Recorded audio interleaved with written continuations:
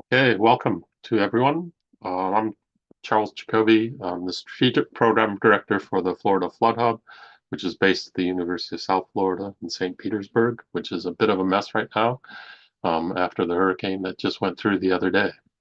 But I'll be your moderator. So if you have questions, please put them in the Q&A box and we'll get to those at the end. We're going to have two speakers who are going to trade off somewhere in the middle and then back again, is my understanding. So Periklis Kleitou, he's got a bachelor's in environmental biology and education, a master's in sustainable aquaculture, and a PhD in marine sciences from the University of Plymouth. And he's worked with management of non-Indigenous species in the Mediterranean, and that's what he'll be talking about today.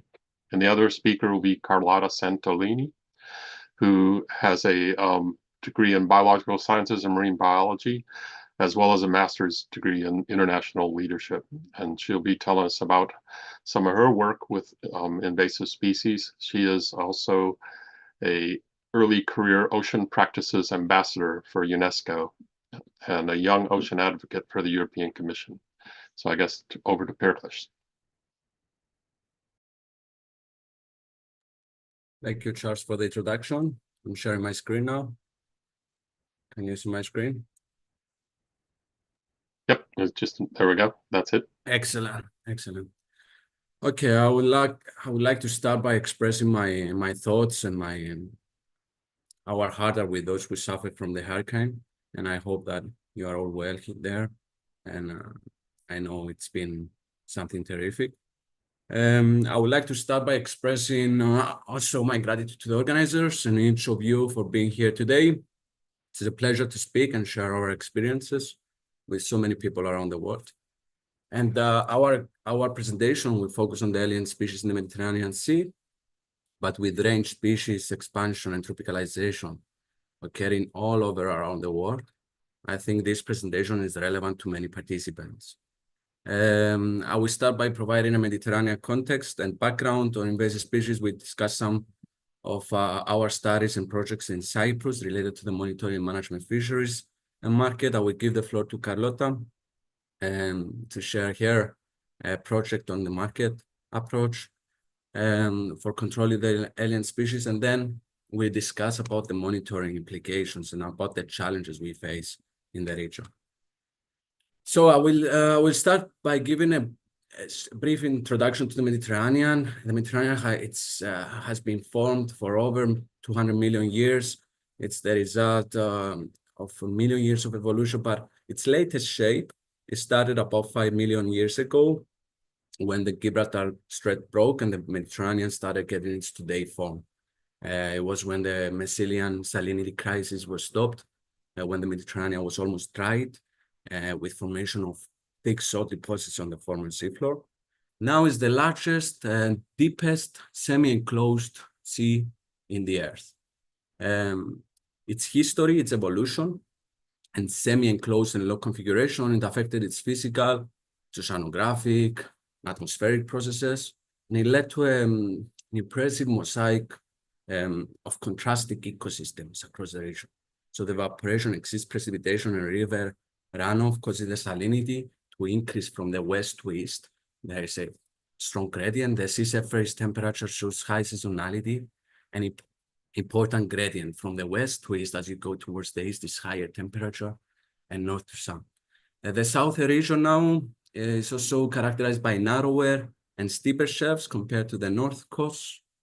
So this mosaic of contrasting ecosystems have made the Mediterranean as one of the most prolific continental diversity hotspots, and a hotspot for marine endemic species. It offers favorable climate and ecological needs to cold, temperate, subtropical biota. Although it covers only 0.7% of the global ocean surface, it hosts about 7 to 10% of the world marine biodiversity.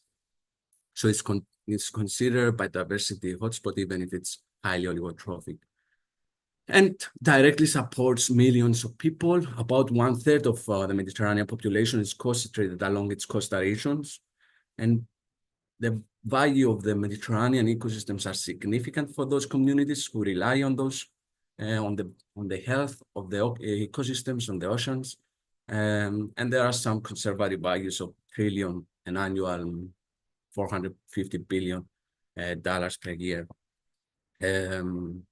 However, the region, despite its uniqueness, it suffers from unprecedented human activities and development. The population of the Mediterranean has more than doubled since the last decades, since 1960.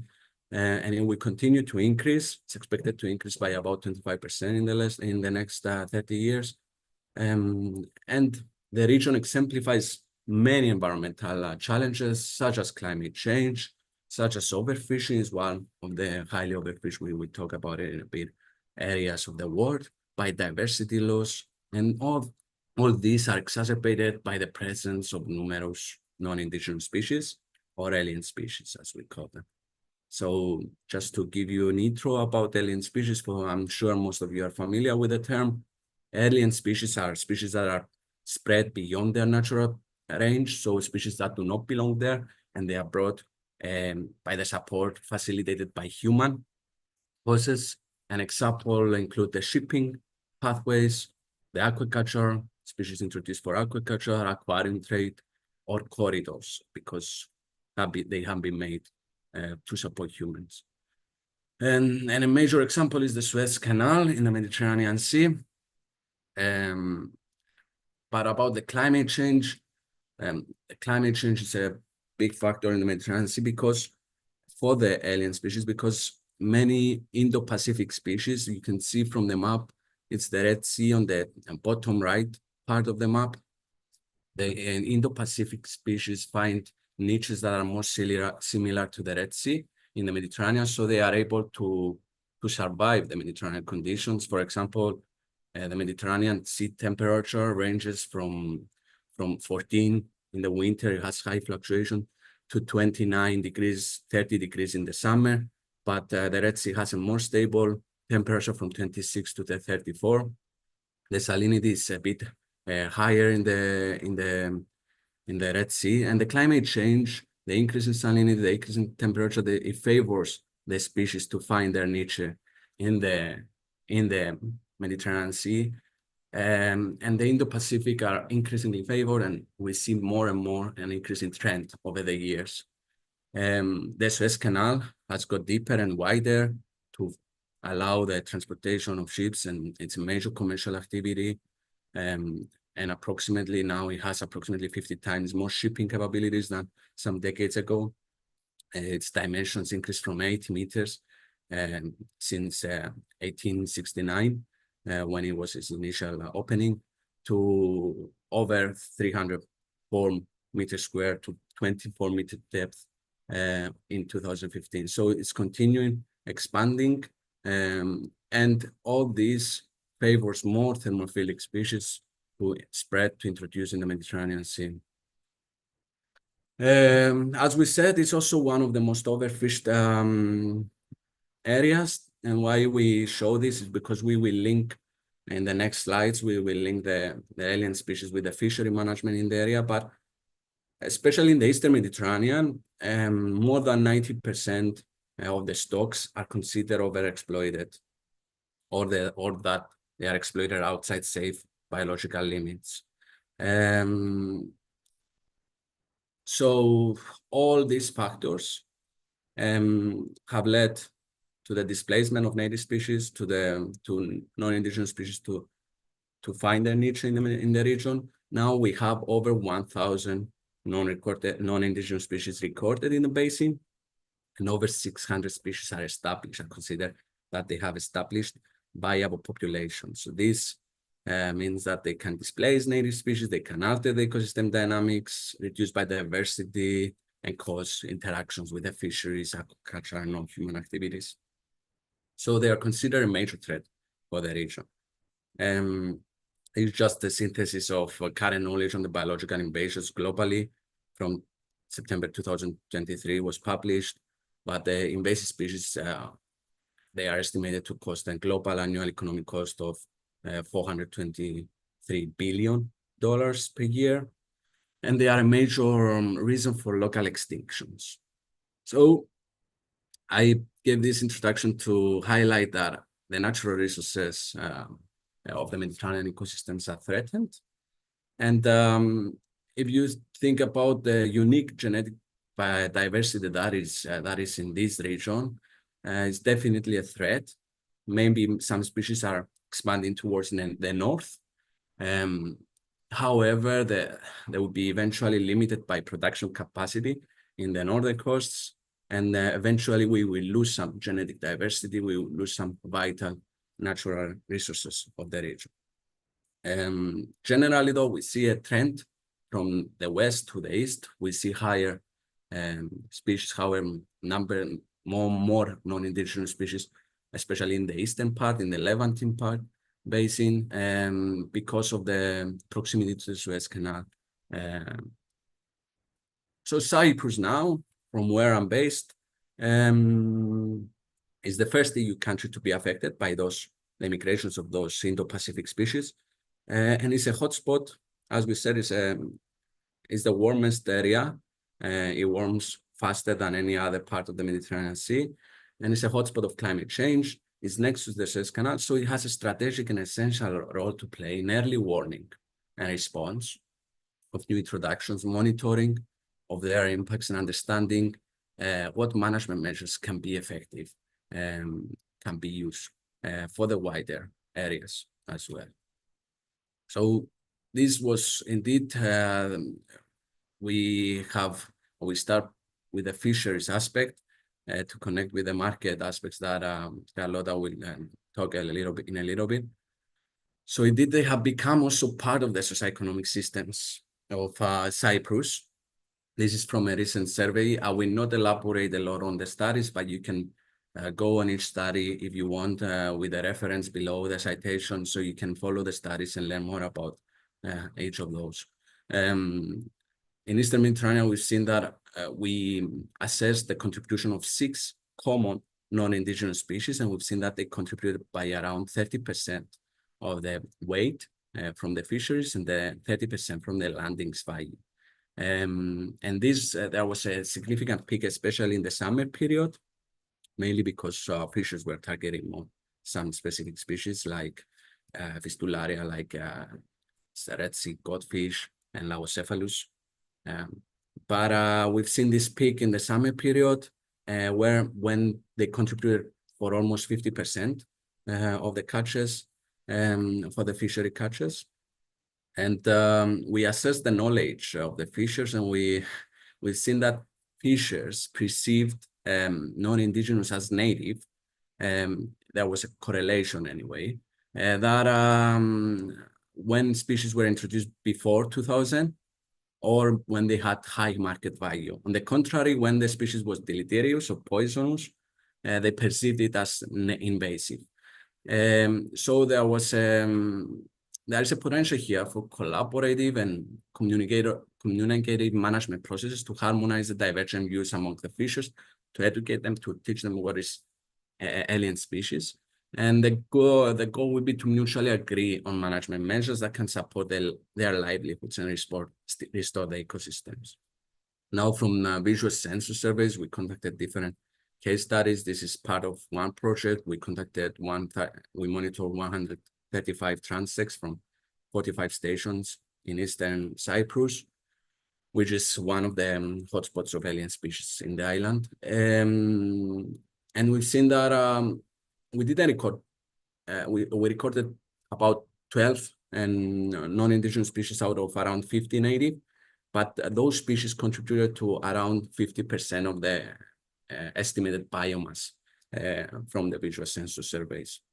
So they played a big, they had a big contribution for the biomass of the region.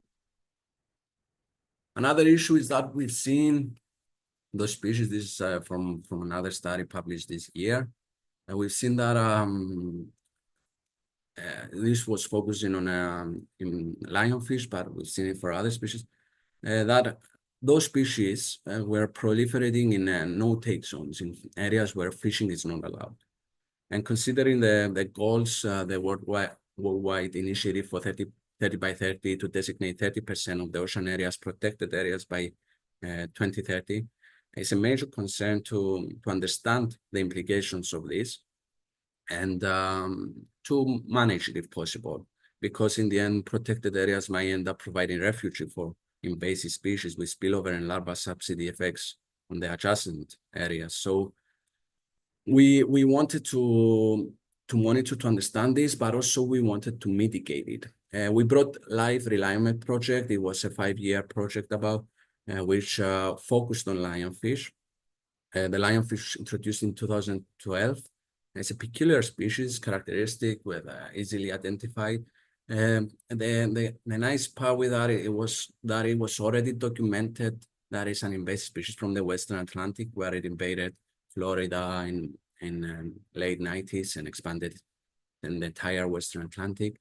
So it has some traits that make it very successful invader, early maturity, high fecundity, venomous spines. It has naive prey. It doesn't have many predators. So at the age of 1 year, it can reach maturity, can spawn, in contrast to other species, other mesopredators or predators that might need many years, native predators in the Mediterranean. So, but the history from the Western Atlantic, they provided us examples and successful stories that we could replicate in Cyprus. And it was an opportunity to assess the efficiency of those measures and see whether they could be effective. So one measure is to the targeted removal with the divers.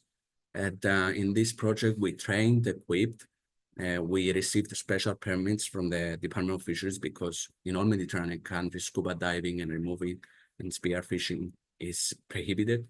So you need special permit from the government. We received special permits, we trained, we created removal teams, and we contacted many removers around the island through targeted removals in specific locations or through competitions where they received the prize when they caught the biggest lionfish or the most lionfish. So it was a nice social activity that had a big impact on the community as well, and educated a lot and brought many people together. And we monitor this with different case studies.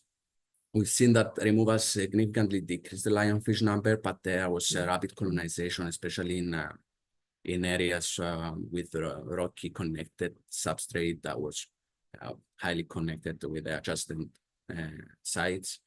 So for the long-term suppression of lionfish, we were required to do repetition of removals when necessary, especially since population recovery was very rapid. But in other cases, like a wreck here, a popular wreck, the Xenovia wreck, it's a 170-meter long wreck that is lying in off Larnaca, you know, at 42 meters. So there we've seen that after removal events, there was a significant drop based on citizen science data. We use citizen science, which was, I think, a novel approach to understand the densities and the effectiveness of the management approach.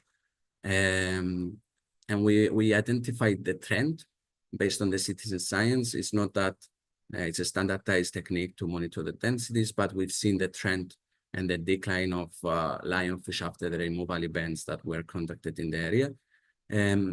But I have to highlight here just a note that most records were taken via email, personal communication with field or online with field data logbooks. So we provided them with logbooks and they filled them out. So with this approach, we managed to secure in a few months about 900 records of lionfish, which is something really hard to take with technology, with portals, with applications. We had also an application, specialized application for this.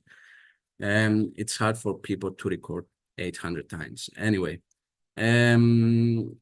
so another project here that used temporal monitoring for 3 years in a few sites. It identified a significant drop again where targeted removals were conducted. It was a 64% decrease was observed, while in other areas, especially in no fishing zone, in areas where fishing is not allowed, we observe a 400% increase in the lionfish, and at about half of this increase was observed in other areas where fishing was allowed. So again, you can see here the correlation with the fishing and the potential of fishing to be used in a way that can can control some populations, somehow the populations of alien species, to limit the damages that are caused. So to ensure that removals remain feasible, though, we have to promote it in the market. Market is imperative to build the incentives needed. The lionfish has great white fillets with great palatability in my favor. It's rich with fatty acids, omega-3. So we try to promote it in the market. Also, we try to create local handcrafts using available products, locally available products. And as a way to stimulate also public interest and awareness of this topic. We managed to introduce lionfish in the market. Lionfish increased its value over the years. Now it can reach up to 10, 15, sometimes euro per kilo, which is a big price, but often it goes, the smaller individuals are sold for less. But we conducted satisfactory questionnaires, and we've seen that a majority of people consider it as a very satisfactory dish, as a tasty fish. And we've seen an increasing trend of restaurants serving the fish in the markets. And we promote this market approach as a way to, as I said, to limit the damage, not remove the damages. Now, next steps, we have a new project, Life Prometheus, which is a coordinated project, an EU project funded by the LIFE instrument with 21 partners, which just started this month. And in this project, we will test novel gears like traps to target blue crabs and lionfish. We will promote it in the market with several activities, skills, chefs, events, regional events in the Mediterranean and EU. The project aims to reduce bycatch. It was primarily focusing on elasmon branch, but then we promote also alternative sustainable fisheries, and we consider the alien species fishing as an alternative, a sustainable fishery for the region now. This is a nice document which was prepared a few months ago by FAO, which I was happy to participate, contribute. And it's good for someone to want to understand this perspective of fishery response as something novel, adaptation to these climate change conditions, and it includes management measures, analyzes the management measures, their potential challenges and factors, and also presents successful chapters from all around the world. Okay, that's it for now. I will give the floor to Carlotta to continue the blue crab experience, and see you in a bit.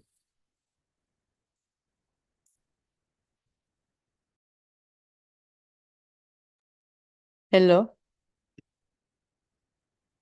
Thank you for the presentation. And I would like to say that I tried the lionfish and the taste is so good. And so I think that, I mean, it can be like a possible to commercialize or to use this lionfish as a meal in the restaurant, for example. So I want to show my screen.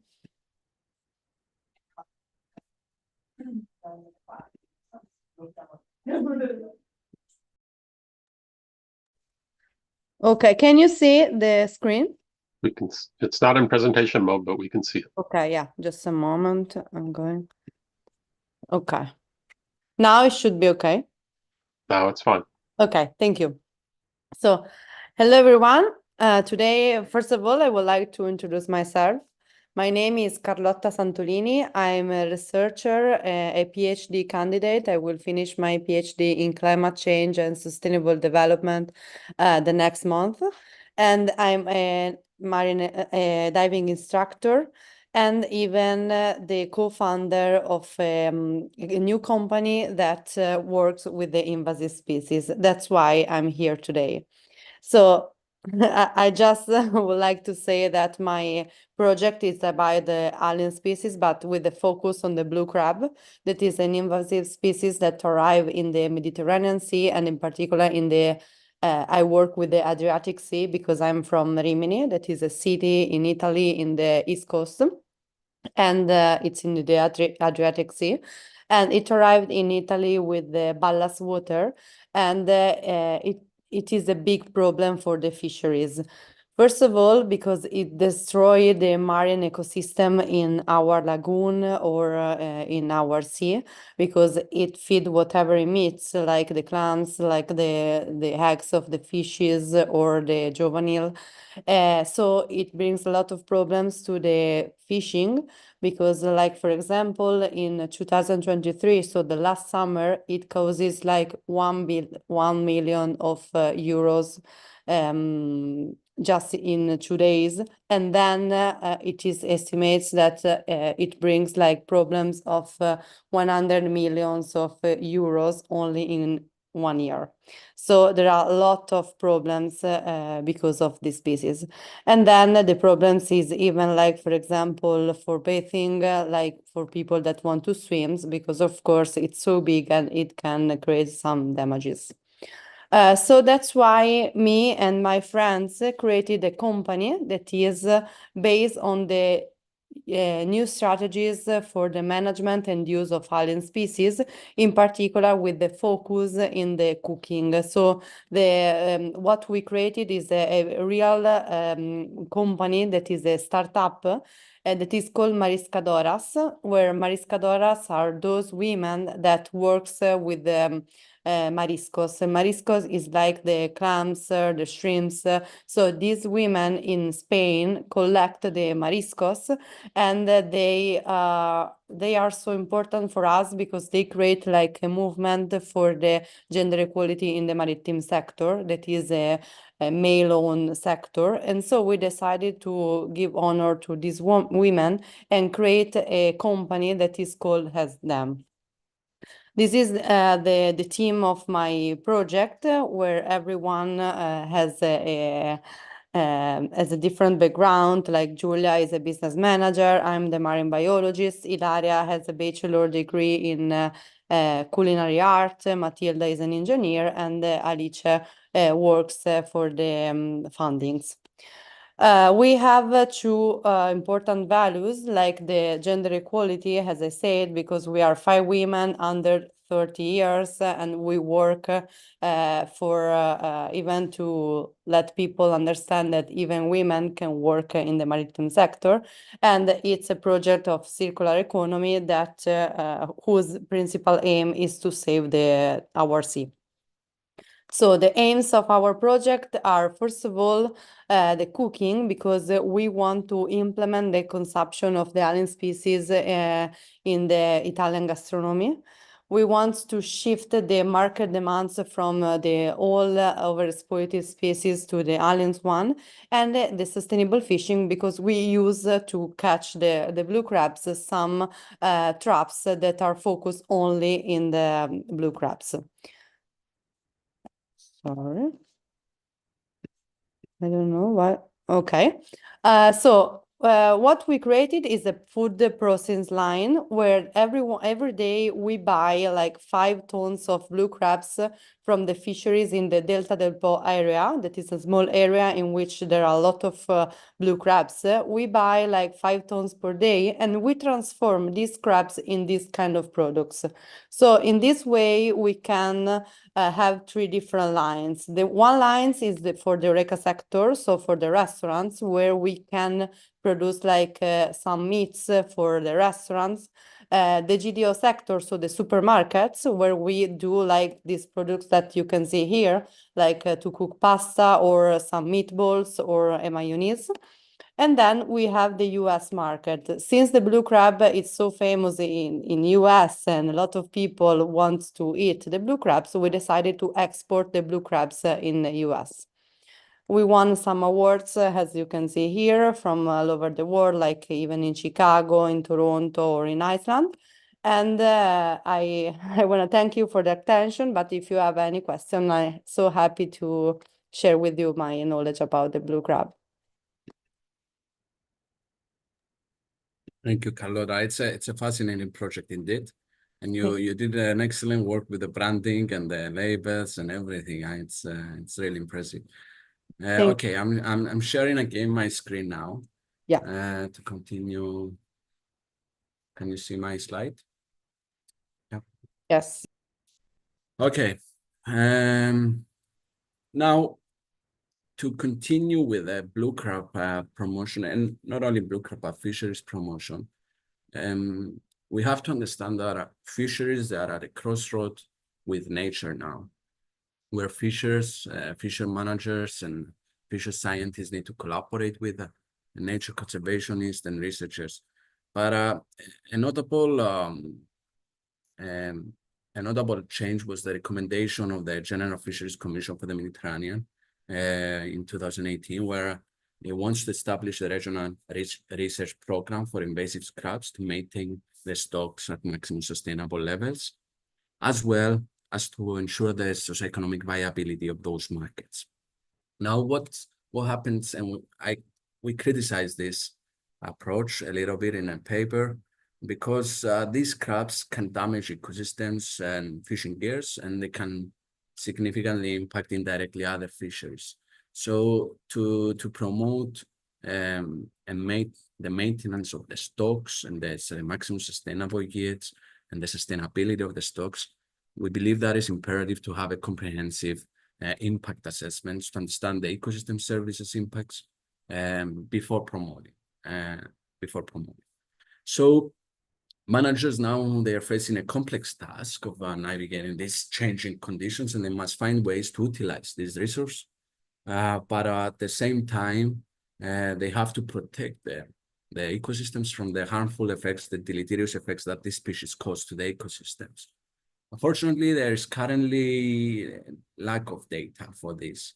What we suggested a few years ago, it's that the impacts of the ecosystem on the impacts of a species on the ecosystem should be assessed, understood, realized, and the trade-offs should determine whether our aim as a region, the concerted approach of the region should be to establish, to maintain and establish the sustainable population of those species and maintain the fisheries, or it should be fished unsustainably in a manner that aims for the overexploitation, for the collapse of those fisheries.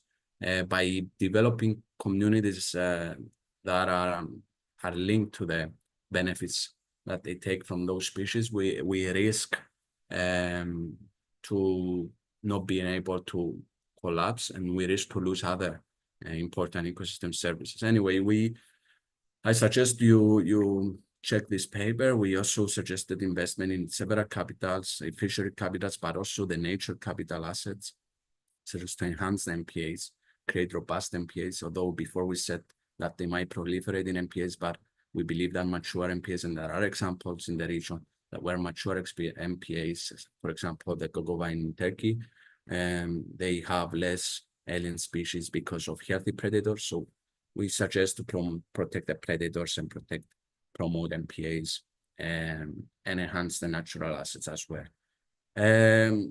Despite the significant research, to understand these trade-offs, you need concrete data. There is a significant lack of effective surveillance system in the region. We identified this especially with the lionfish, where we tried to collect early data from the invasion, but we noticed that the knowledge gaps were significant. And this didn't allow us to understand the impacts at an early stage before the species spread widely. And there is a noted absence of time series ecological data, of long-term data, not only ecological, but also socioeconomic.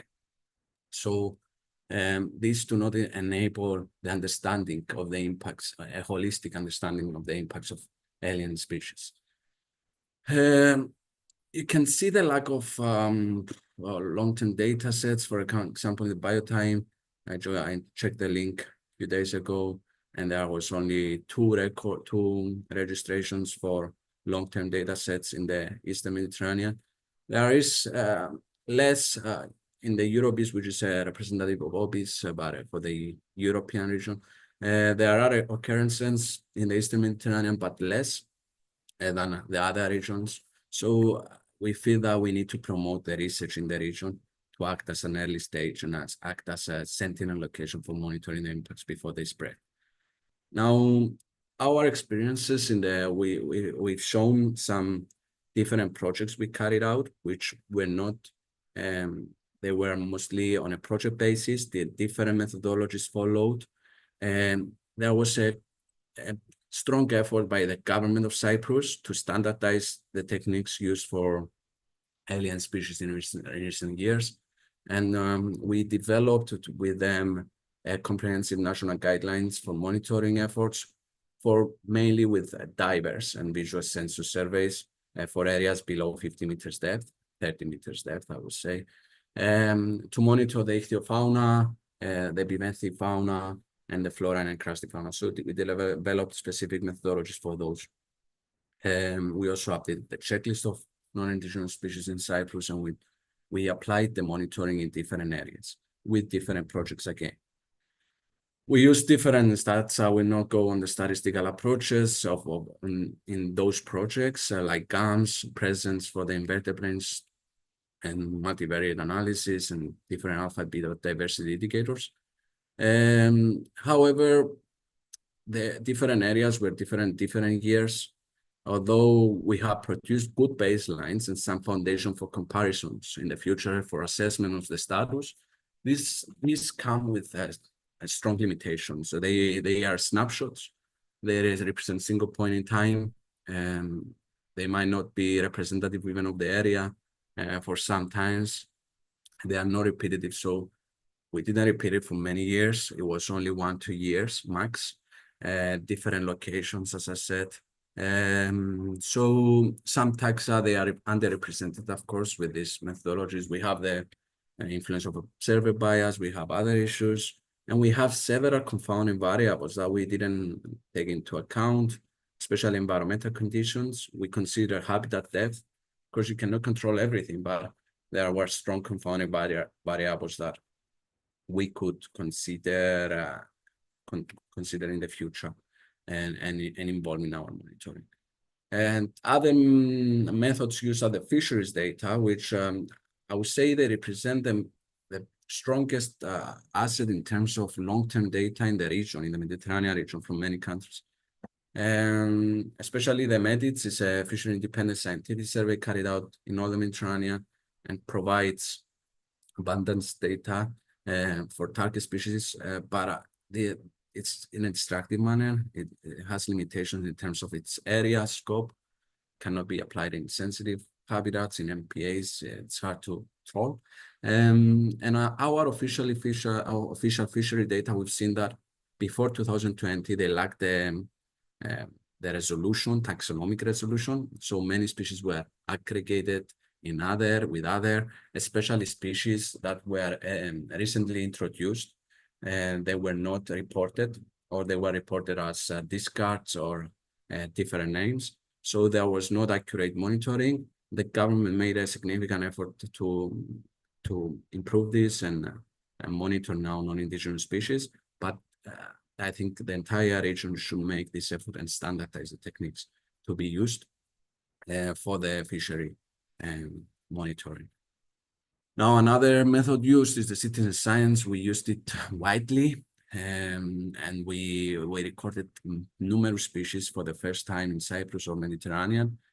But we noticed that the existing systems, like the platform of Europe, EASIN, they have their limitations of, they don't report, I'm not sure if anything had changed recently, but they don't report density data. Also, it's technology that time demanding, and we've shown before that with the logbooks, we were able to secure more density data. The citizen science is good to understand trends, to understand the presence, to monitor the presence of species early and detection. However, it's not able to elucidate the density changes, the impacts of density changes. So we've seen another bottleneck there, and it shouldn't be our core method. Now, how the MBON is linked to all this, I think that the region would benefit from a coordinating entity. Not hunting down those elements, but guiding on where, what, how, what format, where to share, what to monitor, and at what location. So this global community, collaboration with the global community, could be essential and helpful for the region. It could foster sustained standardized measurements, and it could benefit, the region could benefit from the cooperation, joint work, and the capacity building.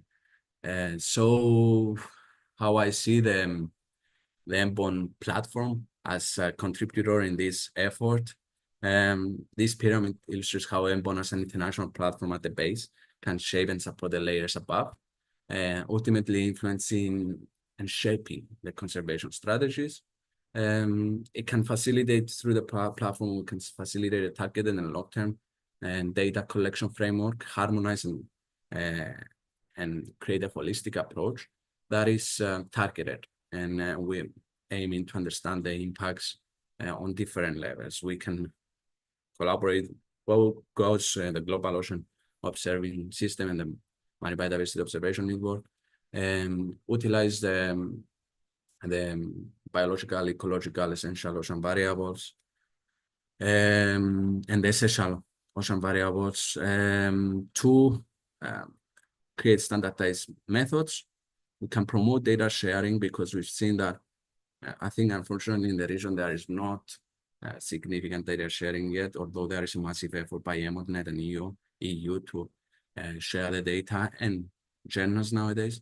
So we can promote data sharing, data integration, the quality control, the harmonization, which are all very important to enrich our data sets, enrich our understanding. We can build on early career people, young people, like myself and Carlota.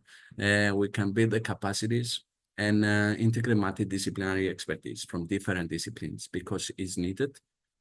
And as I said, we need a collaboration with the different disciplinary, especially from fisheries scientists and environmental scientists. That's it from my side. There was over 30 people contributing the project in the different projects presented. I'm grateful to every one of them. Of course, there are more. Please excuse me from not mentioning you here. And thank you for everyone for your attention. I'm happy to answer any questions that you may have. Thank you both.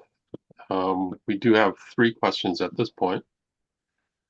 First one is, to what degree are habitat loss and invasive species shifts interrelated? I can answer this if you want, Charles.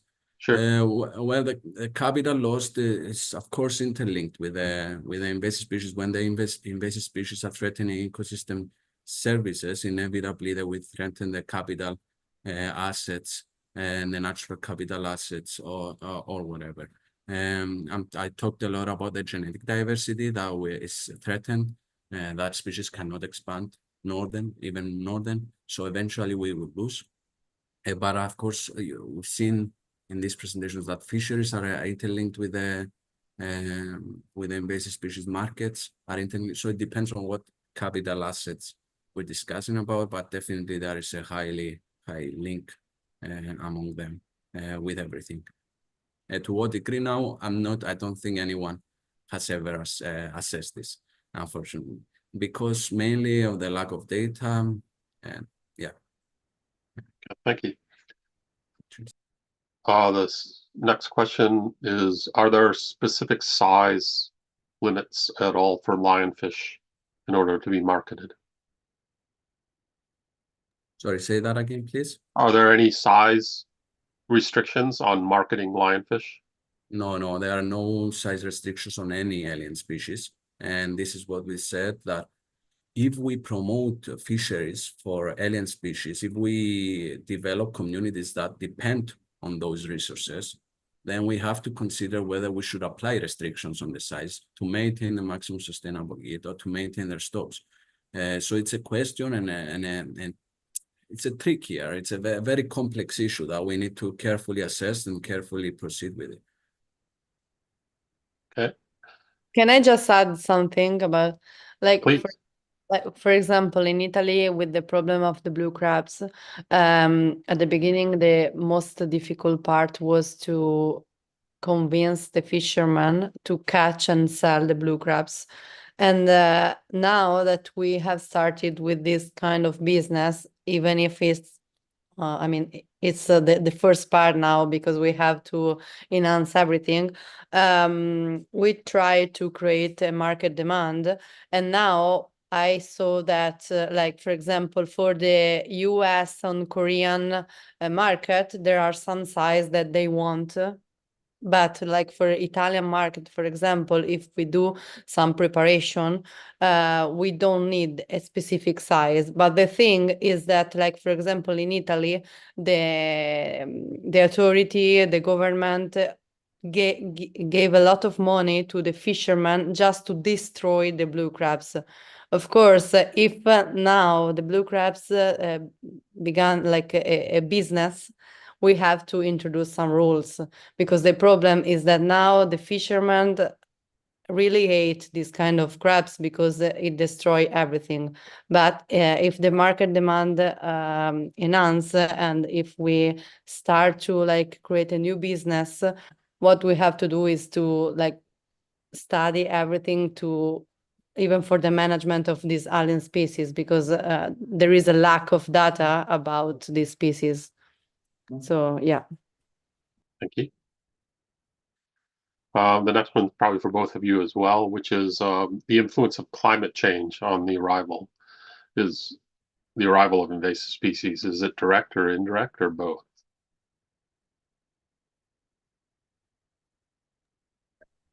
Should I start? I can start. Sure. I believe it's direct. We've seen from species distribution modelings and activities that the ecosystems now, because they resemble more the Indo-Pacific, they are more able to invite those for those species to thrive on these conditions. We've seen, for example, the lionfish was introduced in the late 90s in the Mediterranean unsuccessfully, and it could be due to the climate change changes that we've seen, that it managed after 2 decades to invade successfully. Of course, there are also indirect effects with climate change and anything that is linked to the ecosystem. Everything is connected, but I would say it's mostly directed when the conditions they become very similar, and they allow, let's say, the lower temperature or the higher temperature where a species can tolerate. It's now within the limits of that species, then it can survive. Also, it's indirect mainly. The indirect mainly, I see them from the effect on the native communities of climate change, and it's like a synergetic effect of climate change, alien species and fisheries on non-indigenous species. So it's I think the 3 major factors, coastal development and all the associated human impacts are affecting, but fisheries in non-indigenous species and climate change synergetically act together, I would say. Thank you. Carlotta, did you have anything you want to add?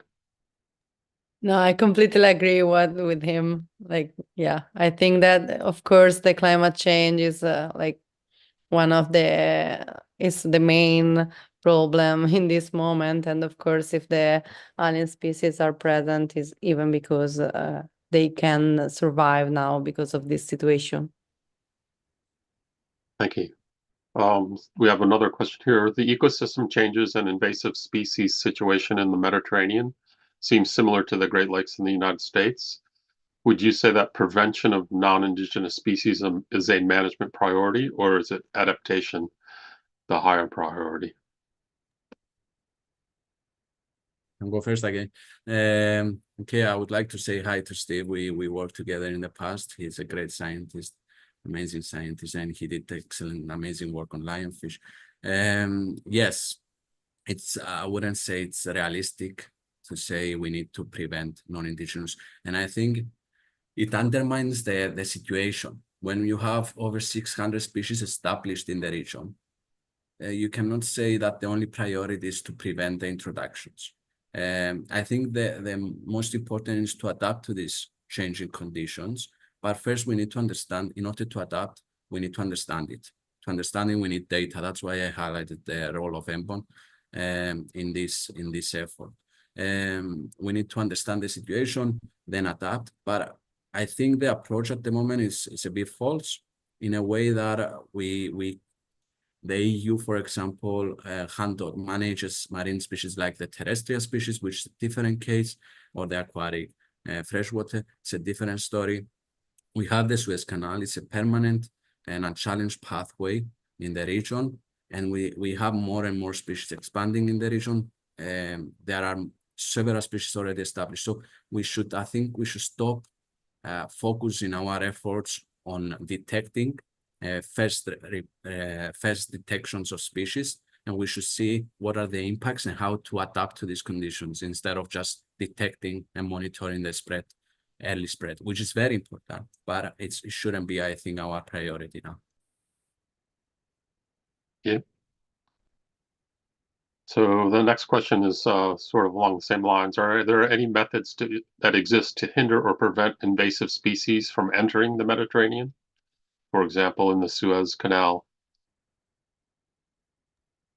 Yeah, I cannot say. There were it's more of a political issue. The Suez Canal, especially now in the region, it's very, as you know, it's a very conflicted region. It's a political issue. I think the EU had to step up on this and support some measures at the Suez Canal. The Suez Canal had plans for major desalination units to occur in the area. In the past, there were the bitter lakes, which they were a shallow area with very high salinity waters that prevented the species to introduce to the Mediterranean Sea. Now, with expansions and deepening of the Suez Canal, these do not exist. We said we could promote adding, but everything needs, as a scientist, I see everything that it needs to be assessed to understand if it's possible, if it's feasible, and then to say, okay, we should do that. But definitely we could study and investigate whether it's possible to use the effluents from the desalination waters, which they have high salinity effluents, to act as natural barriers for those species to introduce to the Red Sea. But as I said, now there are over 600 species. So I don't know how long this, I expect that the trend will slow down because eventually the species that we're able to introduce will be introduced, but it will slow down. And we need to see how we deal with the existing and the new status of the region. Yeah, I'm not sure if I'm clear with that. Thank you. The next question is about how do you determine the pathway, the method of introduction for species? The examples were the lionfish came through the Suez Canal while the blue crab was from ballast water. Yeah. For the lionfish, we did 3 genetic studies, published studies that assess the haplotypes, assess the genetic connectivity, assess the differences, and they determined that it came through the Suez Canal. With the ballast water convention now, there are very strict measures with the ballast waters, high filtering. I'm not sure of the exact values, but we consider it quite unlikely. But it's not in. We've seen that in one of our papers, we found also possibilities that species were introduced also from aquarium trade, not only from the Suez Canal. But it's a red sea species anyway, and it's an Indo-Pacific species. Okay, thank you. The next question is, to what extent can pollution aid the appearance of invasive species? To what extent pollution? Pollution, right. Pollution affects the appearance? Well, yeah. I can't answer this, but pollution would affect like any species if it's more tolerant, if it's able to tolerate the conditions. Depend on the species by species case for this question. So if a species is resistant to cadmium, it will be able to survive there. So it depends on the species. Thank you. That's all the questions we have at the moment. Some great questions.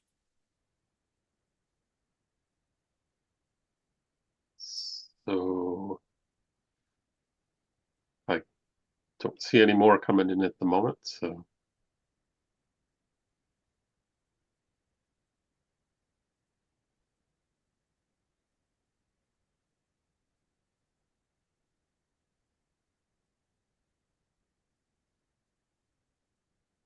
Okay, well, I guess we'll wrap up. Thank you both. Thanks to everyone who Thank you. joined. Have a It good was a day. pleasure to be here. Thank you everyone for your attention. Bye.